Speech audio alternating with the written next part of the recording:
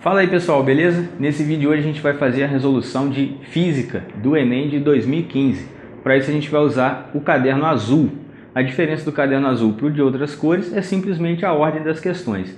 Então, conforme eu for fazendo as questões, se você estiver acompanhando por um caderno de outra cor, é só você procurar a questão que eu estiver falando. Dá aquela pausazinha de leve no vídeo, vamos procurar a questão, achou, vamos lá, continuando. Beleza?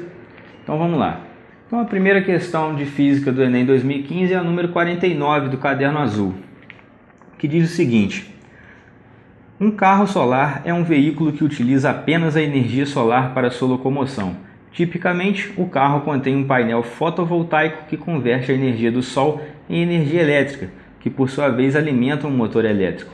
A imagem mostra o carro solar Tokai Challenger, desenvolvido na Universidade de Tokai, no Japão, e que venceu o World Solar Challenge de 2009, uma corrida internacional de carros solares, tendo atingido uma velocidade média acima de 100 km por hora. Então é isso, dá para ver aí uma figurinha desse carro, um design meio estranho, mas isso é só questão de arquitetura para desenvolver e fazer os carros solares ficarem mais bonitinhos. Considere uma região plana, onde a insolação, energia solar por unidade de tempo e de área que chega à superfície da Terra. Só uma definição de que é insolação. No caso, não está falando daquele mal-estar em insolação depois de você tomar sol o dia inteiro, e sim o conceito físico de insolação. Considerando que ela seja de 1000 watts por metro quadrado, que o carro solar possua massa de 200 kg, então um carro bem leve, e seja construído de forma que o painel fotovoltaico em seu topo tenha uma área de 9 metros quadrados, consideravelmente grande, e um rendimento de 30%. Ele pergunta: desprezando as forças de resistência do ar, o tempo que esse carro solar levaria a partir do repouso para atingir a velocidade de 108 km por hora é um valor mais próximo de... Então, como padrão nos exercícios de física, é muito interessante você computar todos os dados do enunciado no seu papel de resolução para você consultar mais facilmente e ajudar no desenvolvimento da questão. Então, escrevendo aí as informações que ele deu, a gente teria uma insolação de 1000 watts por metro quadrado. A massa do carro sendo de 200 quilogramas, tendo uma área de 9 metros quadrados, um rendimento de 30%.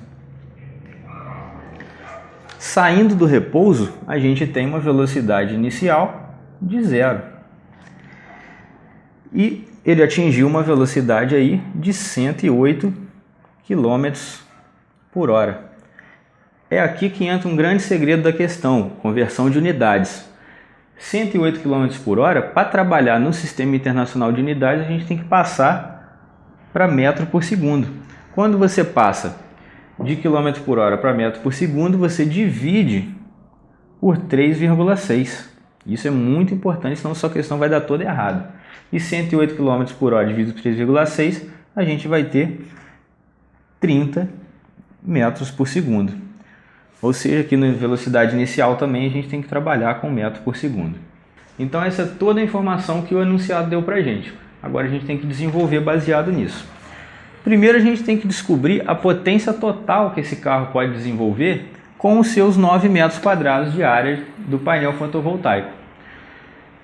Então, se a gente tem uma insolação de 1000 watts em 1 metro quadrado, em 9 metros quadrados, a gente vai ter quanto de insolação? De 1 para 9, você multiplica por 9, 1000 multiplicando por 9 também, a gente vai ter uma insolação de 9000 watts, tudo bem?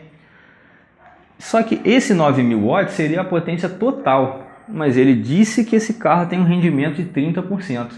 Então, para incluir o rendimento aqui de 30%, você vai pegar esse 9.000, multiplicar por 0,3. Então, a gente vai ter um resultado aí de 2.700 watts, que é realmente a potência que o carro exerce. Pode ver que é uma diferença grande. De 9.000, o rendimento de 30% só ajuda com 2.700. Agora, para ele sair do repouso e atingir essa velocidade, a gente vai ter que ver uma quantidade de energia necessária para que isso aconteça. Para ele sair do repouso e atingir 30 metros por segundo, você precisa gastar uma energia para isso. E a gente vai fazer isso justamente com energia cinética. Então, para eu saber a variação de energia, eu vou ter que fazer a energia cinética final menos a energia cinética inicial. Só que aqui tem um grande pulo do gato. A energia cinética inicial era zero, porque ele falou que estava em repouso. Estando em repouso, você já pode considerar isso aqui como zero. Então, toda variação de energia vai ser justamente a energia cinética que ele vai estar no final, quando ele tiver atingido os 30 metros por segundo. E energia cinética a gente sabe que é aquela fórmula: massa vezes a velocidade ao quadrado sobre 2. E o enunciado falou para a gente que a massa desse carro era de 200 kg, a velocidade que ele atingiu em metros por segundo é 30, que no caso aqui vai estar elevado ao quadrado, e depois dividindo por 2. Desenvolvendo isso daqui, a gente vai chegar numa conclusão que a energia é de 90.000 joules. Mas a pergunta que o enunciado fez é: quanto tempo que vai demorar para ele atingir aquela velocidade?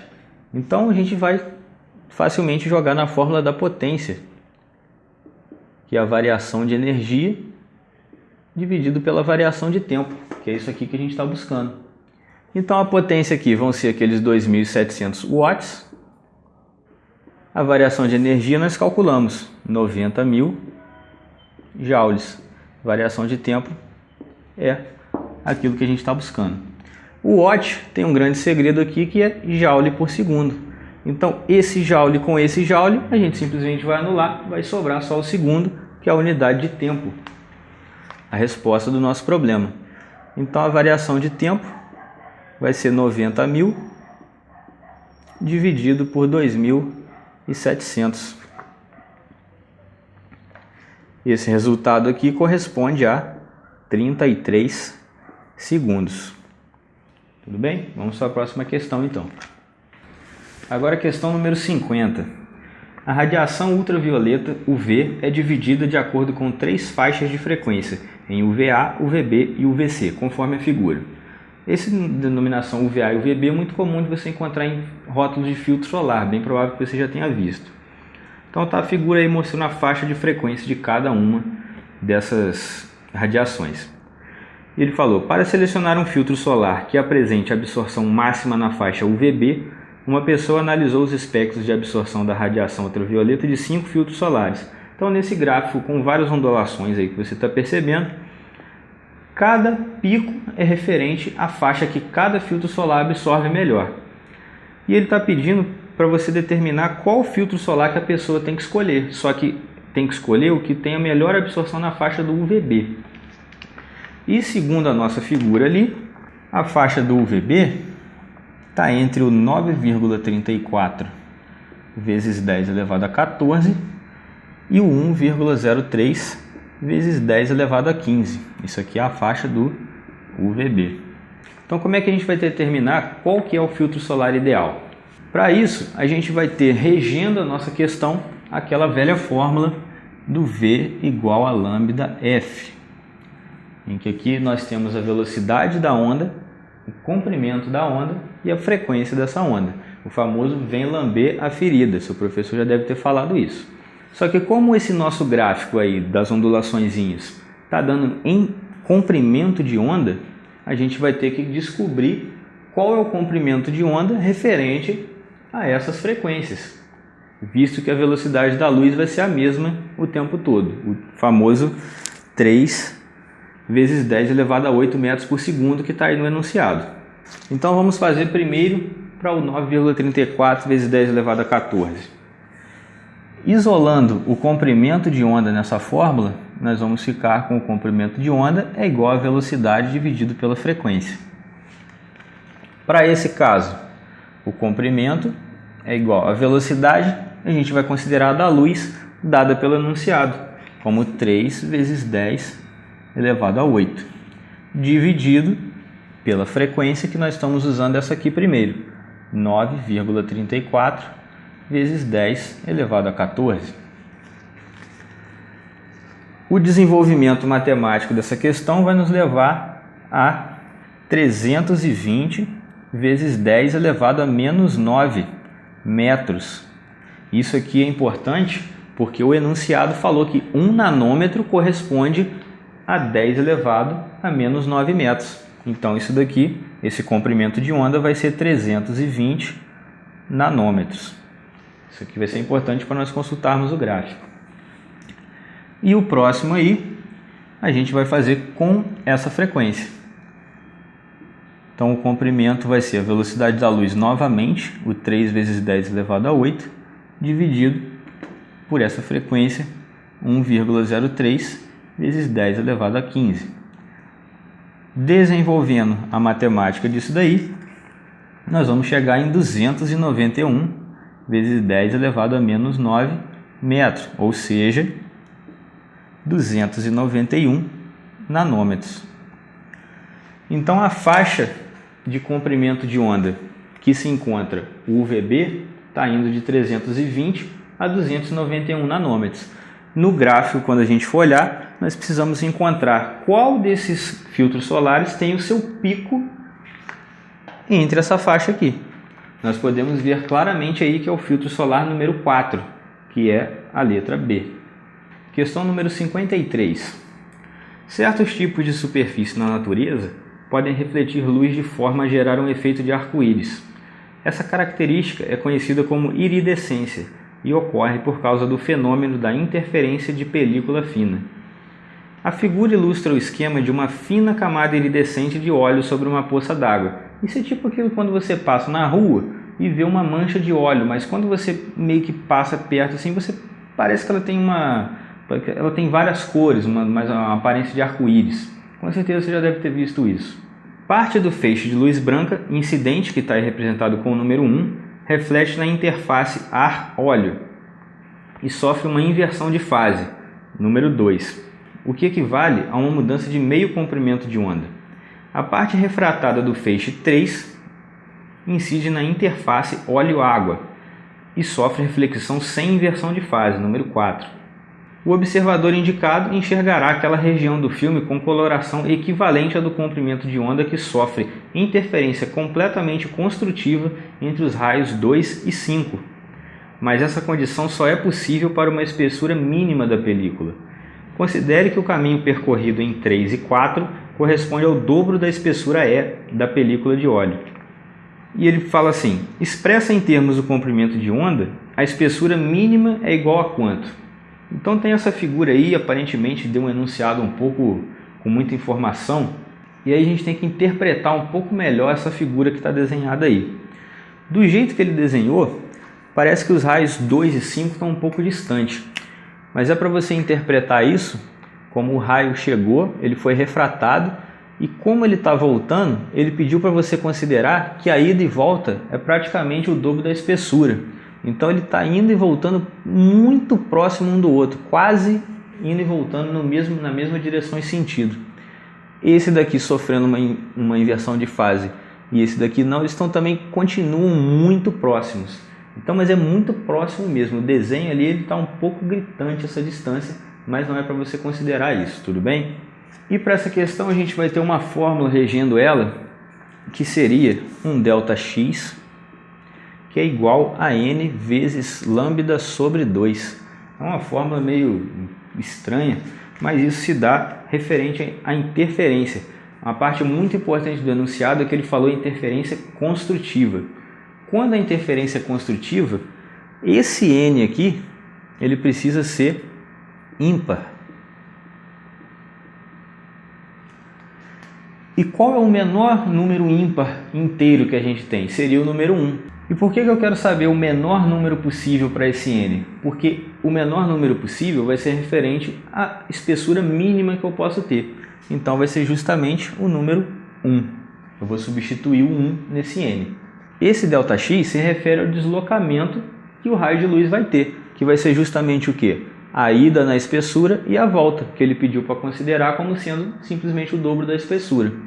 Então eu posso substituir esse ΔX por 2E, já que E é a medida da espessura, como está demonstrado no enunciado e na figura. O nosso N vai ser 1 e continuamos aí com o lambda sobre 2. Agora é só manipulação algébrica.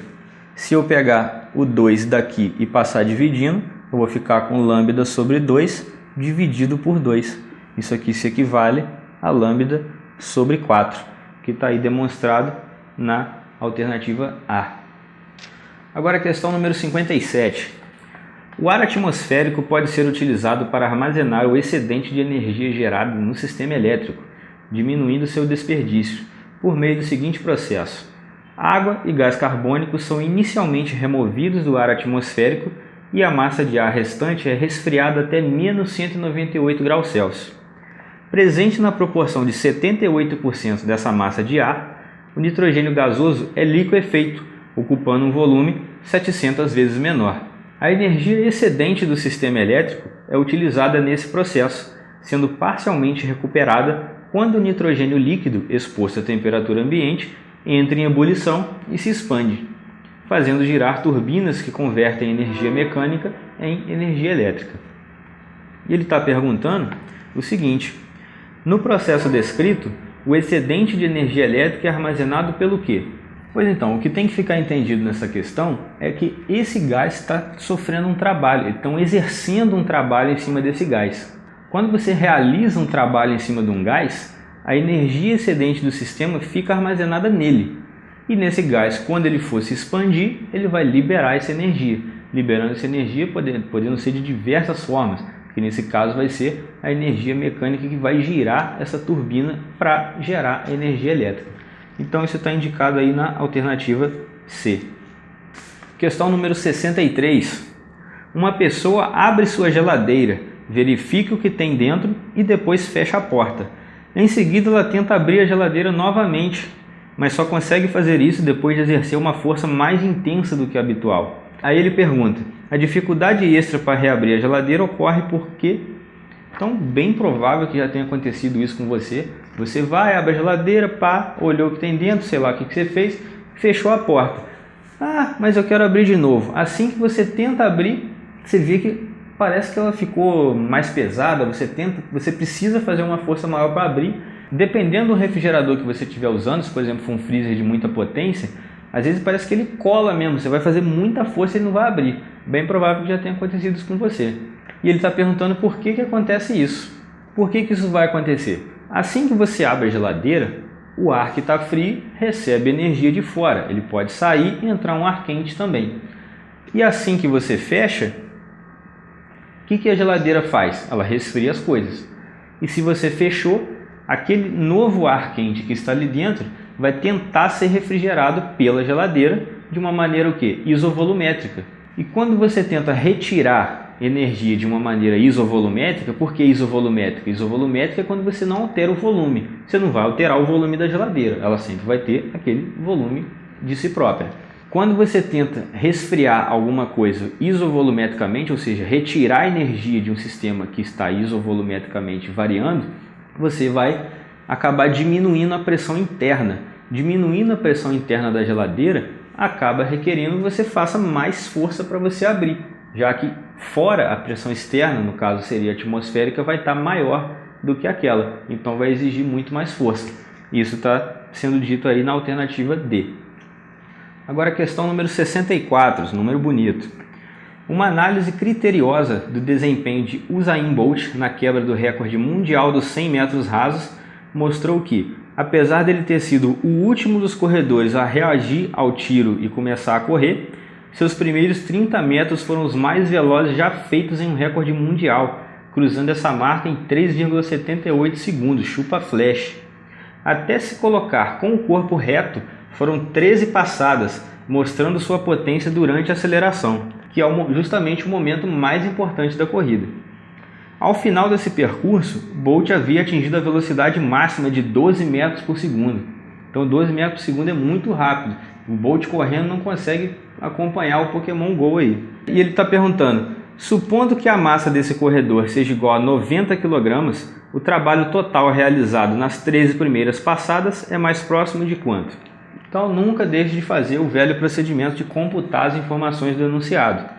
Ele disse que o Bolt tem uma massa de 90 kg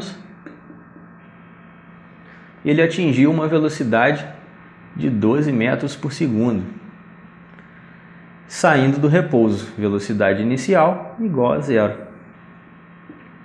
Então, para você descobrir o trabalho, é só você descobrir a variação de energia. Que energia seria essa? A gente pode considerar como sendo a energia cinética. Essa energia cinética vai ser a final menos a inicial. Só que olha isso daqui, macete igual daquela questão anterior lá que a gente fez. Saindo do repouso, ele não vai ter energia cinética no início. Então você pode considerar que é só a final. E energia cinética é massa vezes velocidade ao quadrado dividido por 2. Que a gente tem essas duas informações ali. 90 vezes 12 ao quadrado sobre 2. Desenvolvendo a matemática disso aí, nós vamos chegar num trabalho de aproximadamente 6,5 vezes 10 elevado a 3 Joule. Isso está indicado na alternativa B. Então agora a questão número 65. Uma garrafa térmica tem como função evitar a troca de calor entre o líquido nela contido e o ambiente, mantendo a temperatura de seu conteúdo constante. Uma forma de orientar os consumidores na compra de uma garrafa térmica seria criar um selo de qualidade, como se faz atualmente para informar o consumo de energia de eletrodomésticos. O selo identificaria 5 categorias e informaria a variação de temperatura do conteúdo da garrafa depois de decorridas 6 horas de seu fechamento, por meio de uma porcentagem do valor inicial da temperatura de equilíbrio do líquido da garrafa. O quadro apresenta as categorias e os intervalos de variação percentual da temperatura. Então aí nesse quadro você consegue ver qual selo a garrafa receberia de acordo com a variação de temperatura do líquido. Para atribuir uma categoria a um modelo de garrafa térmica, são preparadas e misturadas em uma garrafa 2 amostras, uma a 10 graus Celsius e outra a 40 graus Celsius, na proporção de 1/3 de água fria para 2/3 de água quente. A garrafa é fechada e 6 horas depois abre-se a garrafa e mede-se a temperatura da água, obtendo-se 16 graus Celsius. Qual selo que essa garrafa tem que receber? Considerando aquela velha fórmula de que a quantidade do calor é a massa vezes o calor específico vezes a variação de temperatura, a gente tem que considerar que o calor fornecido mais o calor recebido tem que dar zero, porque eles estão trocando energia num sistema isolado. E quem fornece é a água quente, de 40 graus Celsius, e quem recebe é a água fria, de 10 graus Celsius. Substituindo o Q, já que corresponde a essa fórmula, você teria quem fornece a massa de água quente, multiplicado pelo calor específico, e a variação de temperatura, sendo a final, que é igual para as duas, menos a temperatura da água quente. Mais, agora a mesma coisa ali, a massa de água fria, multiplicado pelo calor específico da água, variação de temperatura, a temperatura final, que é a mesma para as duas, menos a temperatura da água fria, isso tudo dando zero. Substituindo esses valores, nós vamos ter que considerar o seguinte: ele falou que a massa de água quente corresponde a 2 massas de água fria. Eu vou substituir a massa quente por 2m, o calor específico no caso da água é 1. A variação de temperatura vai ser T, que é a final que nós precisamos descobrir, menos a temperatura da quente, que era 40. A massa da fria eu considero 1m, C é 1, variação de temperatura é T menos 10, que era aqueles 10 graus Celsius da água fria, igual a zero. Desenvolvendo a matemática dessa questão, você vai chegar em que a temperatura final é igual a 90 vezes a massa dividido por 3 vezes a massa. Eu posso cortar massa com massa e 90 dividido por 3 vai me dar 30 graus Celsius. Só que ainda não terminamos a questão. Sendo esses 30 graus Celsius a temperatura final e o enunciado informou para a gente que a temperatura medida foi 16, 30 menos 16 vai dar 14. Então, esses 14 aqui foram a variação. E 14 graus Celsius correspondem a 46% na variação de temperatura. Então, a gente tem que procurar na tabela aí um selo correspondente ao 46, que está aí na letra D, entre 40% e 55%. Então, a alternativa D. Questão número 68. Um estudante, precisando instalar um computador, um monitor e uma lâmpada em seu quarto, verificou que precisaria fazer a instalação de 2 tomadas e um interruptor na rede elétrica. Decidiu esboçar com antecedência o esquema elétrico. O circuito deve ser tal que as tomadas e a lâmpada devem estar submetidos à tensão nominal da rede elétrica e a lâmpada deve poder ser ligada ou desligada por um interruptor sem afetar os outros dispositivos, pensou esse estudante. Então os símbolos adotados são a lâmpada, essa bola com o xizinho, a tomada, um hexágono com os 3 pininhos e o interruptor, a setinha aí representando que pode abrir e fechar. E qual desses circuitos desenhados aí vai atender à exigência desse estudante? Essa questão aqui requer uma interpretação muito grande de língua portuguesa, porque você tem que atender à exigência desse estudante aí. Você tem que instalar a lâmpada de maneira que ela possa ser ligada e desligada por interruptor sem afetar os outros dispositivos, que seriam um monitor e um computador. Então, para você instalar alguma coisa num circuito elétrico de maneira que não afete os outros dispositivos, você tem que usar uma associação em paralelo. Só você lembrar de um pisca-pisca. Um pisca-pisca, quando você, por acaso, tem uma lâmpada queimada naquele fio de lâmpadas, a primeira queimada vai fazer as outras serem desligadas, porque aquilo é uma associação em série. Queimou uma, atrapalha as outras. Se fosse em paralelo, isso não aconteceria, que é justamente o caso da instalação das nossas casas. Você pode ter uma lâmpada queimada num cômodo e no outro cômodo está tudo normal, como se nada tivesse acontecido. Passa a energia num cômodo e a outra, se teve uma interrupção, não vai ter interrupção no outro cômodo. Então, como é que você poderia ter esse circuito representado? Você pode ter uma tomada, por exemplo, para o monitor. Em paralelo, aqui, uma outra tomada para o computador. E aqui você pode ter um interruptor para ligar e desligar essa lâmpada, de maneira que não interrompa esse monitor e esse computador, sendo que a lâmpada poderia estar justamente aqui. Mas como que esse interruptor não vai afetar os outros? Vou te demonstrar. Supondo que a energia esteja chegando nesse sentido. Quando ela encontrar esse desvio, ela vai passar por aqui, acender o seu monitor, o seu computador e seguir o caminho dela de volta para cá. Ela vai, além de fazer esse desvio, seguir direto e, um desvio aqui, e vai ligar o seu monitor, o seu computador que estiver ligado ali. E quando chegar aqui, ela vai seguir direto também da mesma maneira. O interruptor estando desligado não afetou esses 2 aparelhos funcionarem. Mas assim que você fechar esse interruptor, ela vai passar e acender a sua lâmpada aqui e dar sequência no trânsito da energia. Então esse circuito aí está desenhado na alternativa E. Agora a questão número 70. Um garoto foi à loja comprar um estilingue e encontrou 2 modelos. Um com borracha mais dura e outro com borracha mais mole. O garoto concluiu que o mais adequado seria o que proporcionasse maior alcance horizontal, D, para as mesmas condições de arremesso, quando submetidos à mesma força aplicada. Sabes que a constante elástica K, Dzinho, do estilingue mais duro, é o dobro da constante elástica Km, do estilingue mais mole. E a razão entre os alcances Dzão, Dzinho dividido por Dzão, Dm, referentes aos estilingues com borrachas dura e mole, respectivamente, é igual a quanto?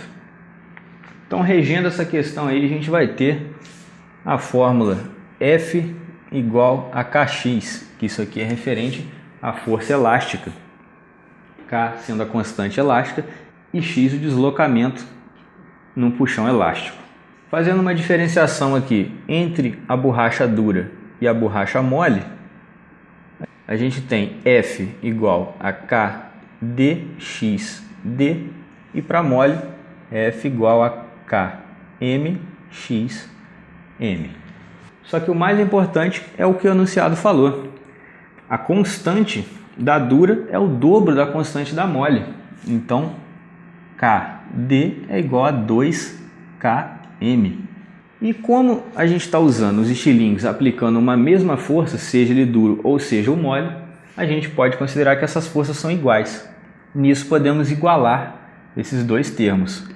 KD/XD igual a KM/XM. Desenvolvendo algebricamente isso daqui, nós vamos substituir esse KD por 2KM, que multiplica XD, KM e XM, cortando um KM de um lado e do outro, sobrou 2XD igual a XM.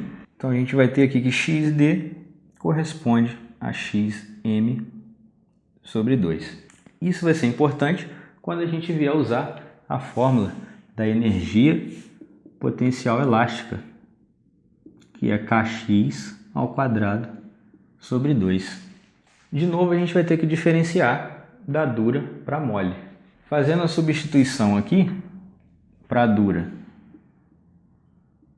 a energia da dura vai ser KdXd ao quadrado sobre 2. E para mole, vai ser energia da mole igual a Km xm ao quadrado sobre 2. O grande segredo da questão está aqui. Esse XD, a gente descobriu que é XM sobre 2.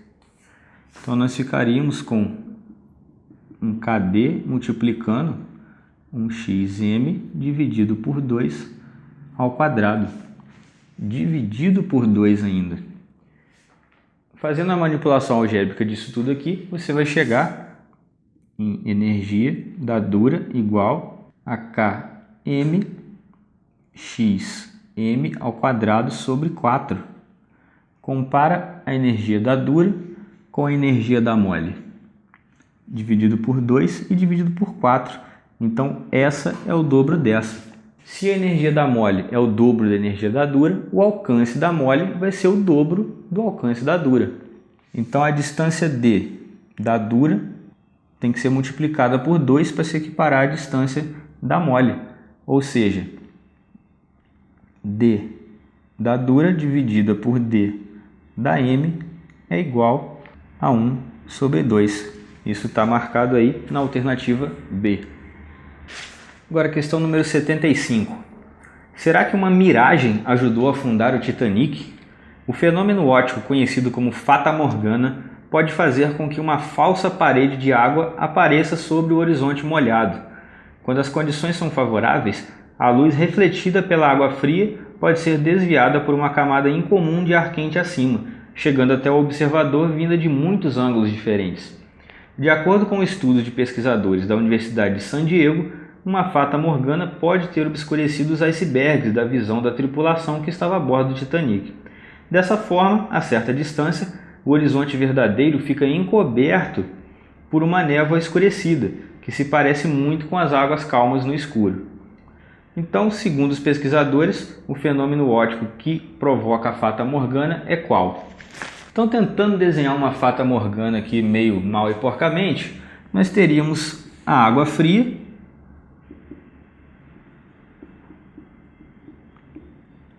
e logo aqui em cima da água nós teríamos camadas de ar um pouco mais quente do que ela. Então, a camada de ar aí um pouco mais quente. Agora imagina, você está aqui no navio, você é um observador.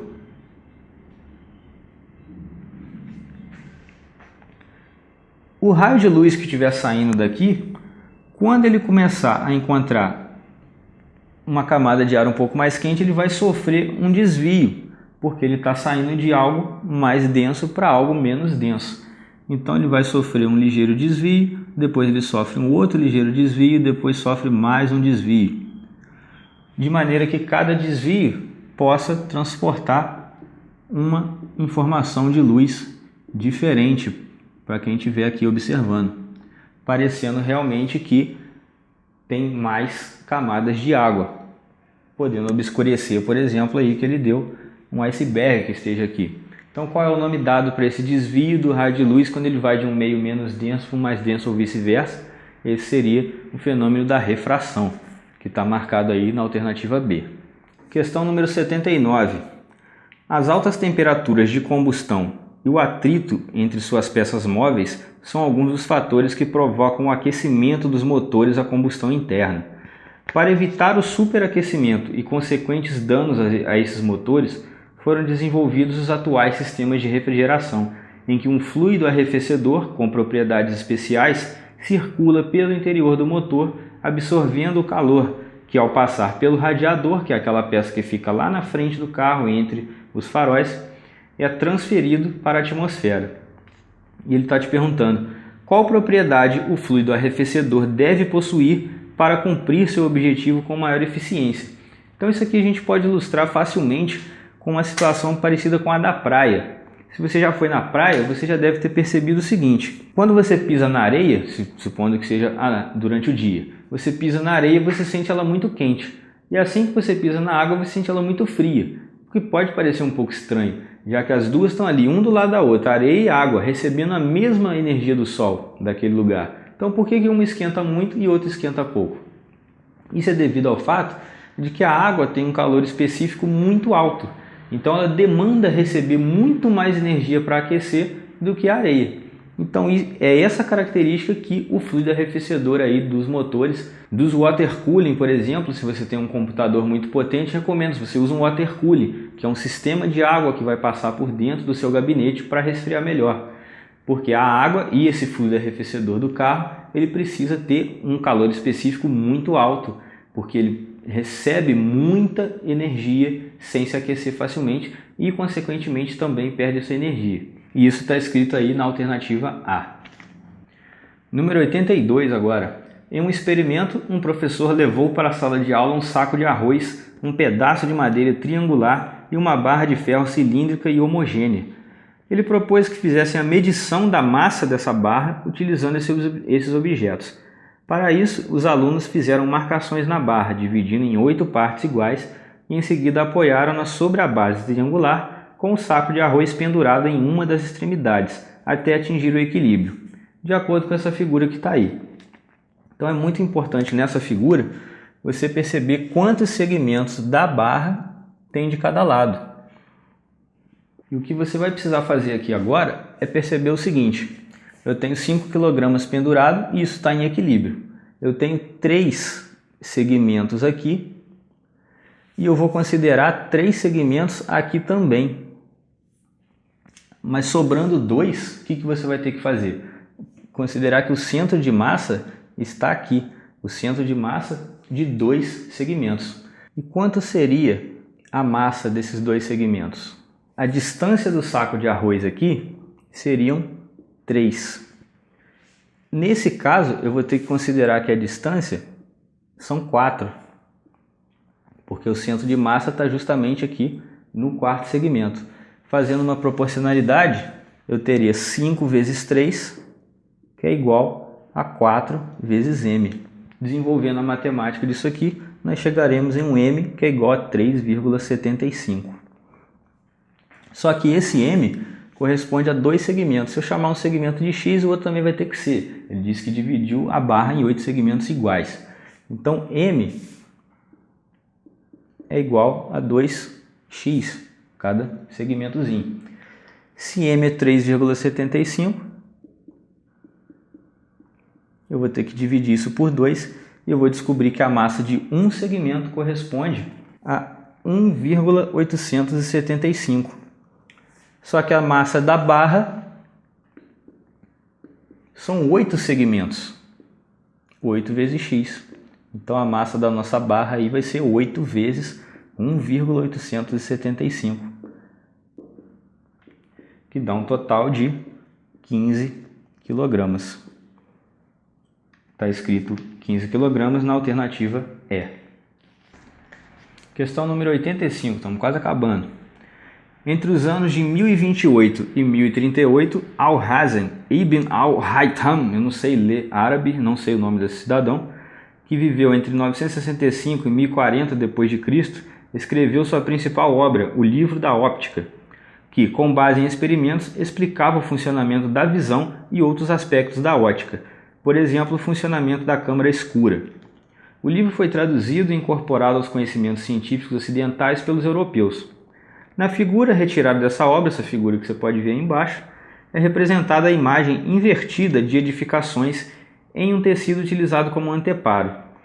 E ele está perguntando, se fizermos uma analogia entre a ilustração e o olho humano, o tecido correspondente será qual?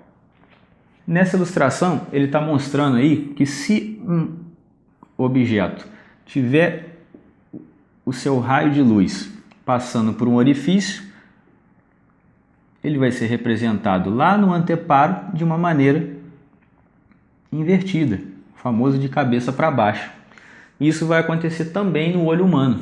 Se você olha um objeto, como é que ele vai ser representado lá no globo ocular? O orifício seria a sua pupila. O raio de luz vai passar aqui, vai lá para o final, e o outro também aqui, sendo representado aqui de ponta cabeça. Mas aonde que faz isso? Qual o nome do tecido que acontece essa representação? Seria a retina. Retina, ela que está escrita aí na alternativa B. Questão 86. Ao ouvir uma flauta e um piano emitindo a mesma nota musical, consegue-se diferenciar esses instrumentos um do outro. Essa diferenciação se deve principalmente ao quê? Isso é até interessante, porque se você falar para um músico emitir uma nota num certo instrumento, por exemplo, que ele falou flauta e piano, emite a nota Ré, ele vai emitir na flauta, você vai escutar um som característico de flauta. Se ele fizer no piano, você vai conseguir saber que é um piano, no máximo um teclado, porque é muito parecido. Mas você consegue essa diferenciação mesmo sendo a mesma nota. Isso se deve à característica do som chamado timbre, que cada instrumento, inclusive a nossa voz, qualquer coisa que emita som, tem o seu timbre específico. Você consegue diferenciar um do outro através do timbre, como você pode ver nessa figura aqui, que tem diferentes instrumentos musicais emitindo a mesma nota, e o que você percebe é que justamente a ondulação do som varia, mas os picos e vales estão mais ou menos na mesma faixa, porque é a mesma nota que está sendo emitida. Então o timbre está aí escrito na alternativa D. Então questão 88 aí para finalizar nossa prova de física. Para obter a posição de um telefone celular, a polícia baseia-se em informações do tempo de resposta do aparelho em relação às torres de celular da região de onde se originou a ligação. Em uma região, um aparelho está na área de cobertura de 5 torres, conforme o desenho que está vendo aí na sua questão. Considerando que as torres e o celular são pontiformes e que estão sobre um mesmo plano, qual o número mínimo de torres necessárias para se localizar a posição do telefone celular que originou a ligação? Então, quem aí por acaso já jogou o jogo Watch Dogs, você já deve ter visto a palavra triangulação. Na hora que você está rastreando algum aparelho, você utiliza triangulação. Triangulação deve te lembrar do número 3. Então, obviamente, nós vamos precisar de 3 torres. Nós vamos demonstrar isso com cuidado. Se eu tenho uma torre que emite um sinal, qualquer ponto desse sinal significaria a posição. Então, é muito difícil, de deveras impossível, você triangular com uma torre só. Mas se você tiver a emissão de 2 torres,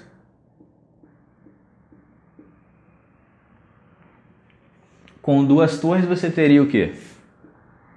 O encontro desses sinais te dariam 2 pontos. Ainda fica um pouco relativo. Então, com 2 torres aí, o Sauron não conseguiria detectar esse aparelho. Mas se eu tiver uma terceira torre, o sinal emitido por ela vai coincidir aqui justamente em um ponto de todas as 3. Esse ponto aqui vai ser bem provável, muito provável, que seja o lugar de onde se originou essa ligação. Então as 3 torres estão representadas aí na alternativa C. Então, pessoal, essa foi aí a resolução de física do Enem de 2015. Se você gostou, por favor, dê um retorno para nós, deixe seu like, deixe um comentário. Nos comentários você pode postar alguma dúvida que você possa ter tido. Caso você tenha interesse em saber a resolução de biologia e de física, esses vídeos a gente já fez aqui no canal e o link vai estar na descrição. Divulga para seus amigos, se interessar, se inscreve para poder receber mais vídeos em assuntos científicos. Muito obrigado e até a próxima.